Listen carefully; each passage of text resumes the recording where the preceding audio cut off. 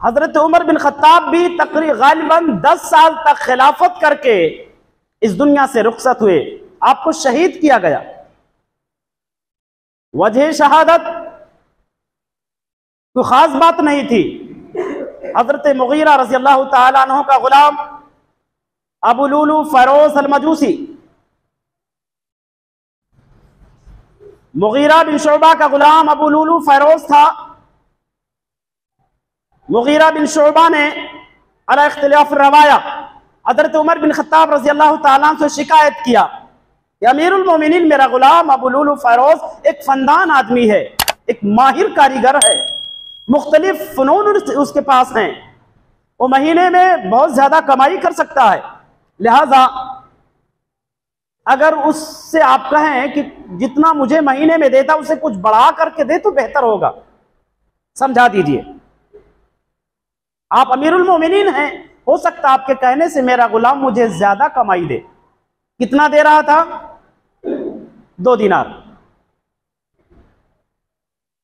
Umar bin Khattab रज़ी अल्लाह तआला अन्हु ने अबू लुलू फैरोज अल मजूसी को बुलाया और उससे पूछा कि आप क्या काम करते हैं? वो कहने लगा कि मैं एक फनदान आदमी हूं और मैं बढ़ई का काम करता हूं, फर्नीचर का। इसके अलावा भी मेरे पास फनून हैं, महारत हैं। तो उमर बिन खत्ताब ने कहा कि जिस तरीके से अल्लाह ने तुम्हें फनून से नवाजा, महारत से नवाजा है, उन महारत के मुकाबले में ये 2 दिनार कोई मायने नहीं रखते। क्या ही बेहतर होगा अबू लुलू कि तुम अपने मालिक को खुश करने के लिए 2 दिनार से कुछ और बढ़ा दो।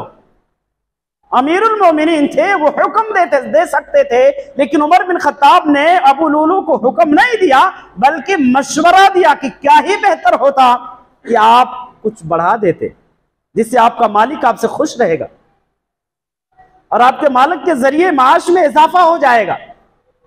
अबू लुलू को यह बात गिरा गुजरी और वही दिल पर ठान लिया,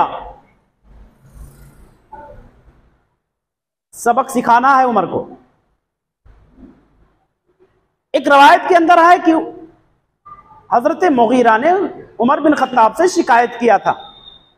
अला इख्तिलाफ रवाया ये बात अमीरुल मोमिनीन तक पहुंचाई गई और उमर बिन खत्ताब ने बतौर नसीहत अबू लुलू फैरोज को समझाने की कोशिश किया।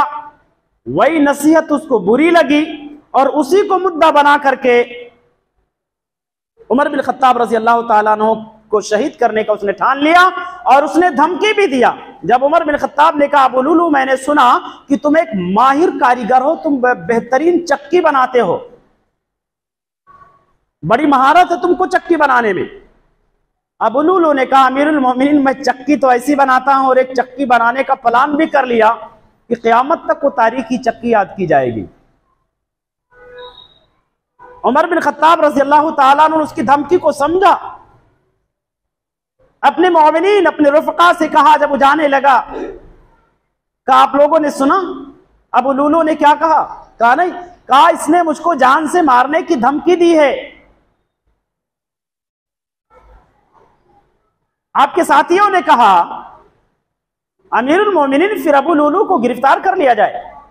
कहा नहीं, उसने इशारे में बात की है, किनाये में बात की है और जब तक वाज़ेह दलील और प्रूफ ना हो इस्लाम हुक्म नहीं नाफिज कर सकता। वो तो मेरी दूरअंदेशी है, मेरी दूरअंदेश निगाहों ने और फहम ने समझा है कि उसने मुझको जान से मारने की धमकी दी है, लेकिन वाज़ेह अल्फाज हमारे पास वाज़ेह प्रूफ नहीं है जिसको मैं मुद्दा बना करके अबू लुलू फैरोज अल मजूसी को गिरफ्तार कर सकूं। छोड़ दिया, जाने दिया। अल इख्तिलाफ रवाया चंद दिनों के बाद या उसी रात में एक जहरीला खंजर लेकर के मस्जिद नबवी में दाखिल हुआ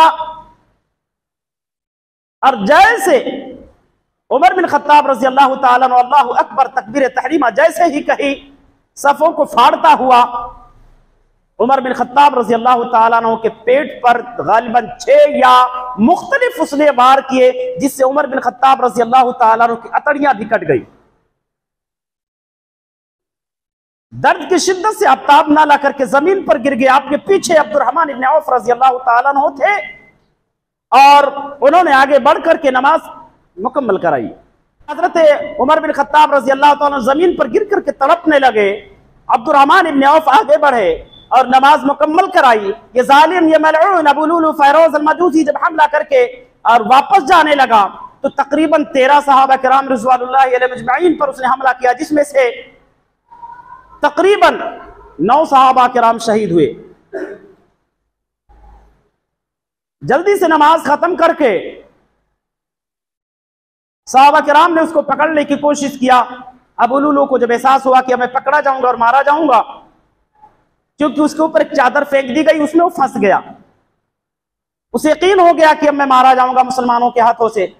उसने अपने ही खंजर, अपनी छुरी को अपने पेट में घोंप करके और खुदकुशी कर ली और खुलूद फिन्नार हुआ, हमेशा के लिए जहन्नम उसको रसीद हुआ। उमर बिन खत्ताब रजी अल्लाह ताला अन्हु ने कहा, मुझ पर हमला किसने किया? साहबा किराम ने बताया अबू लुलू फैरोज है।